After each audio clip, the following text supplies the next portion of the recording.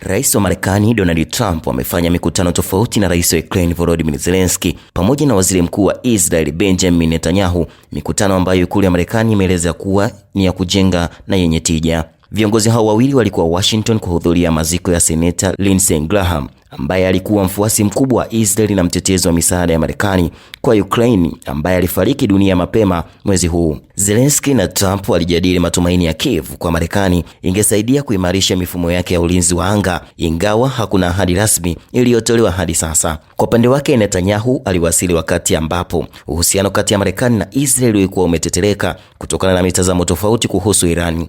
Kabla ya ziara hiyo, ilitarajiwa kuwa Zelensky angemshinikiza Trump kutimiza ahadi yake aliyotoa katika mkutano wa kilele wa NATO mwezi huu ya kuipa Ukraine kibali cha kutengeneza makombora ya Patriot na kuzuia mashambulizi ya anga.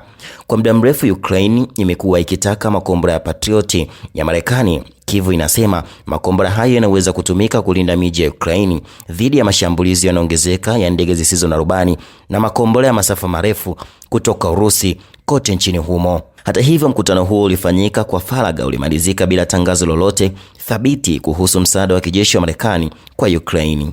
Trump aliandika kwenye mtandao wa Truth Social kwamba mkutano huo ulienda vizuri sana. Katika ujumbe kwenye mtandao wa X, zamani Twitter, Zelensky alimshukuru rais wa Marekani kwa kila walichokifanya kwa pamoja kulinda maisha ya raia wa Ukraine.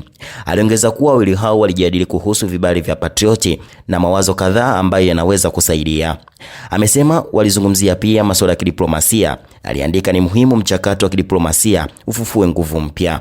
Katika ujumbe mwingine tofauti, Zelensky amesema alikutana na wakilishi wa kampuni ya Marekani inayotengeneza zana za kijeshi ya Lockheed Martin ili kujadili kuendeleza zaidi ushirikiano wao. Hii ni GMTV.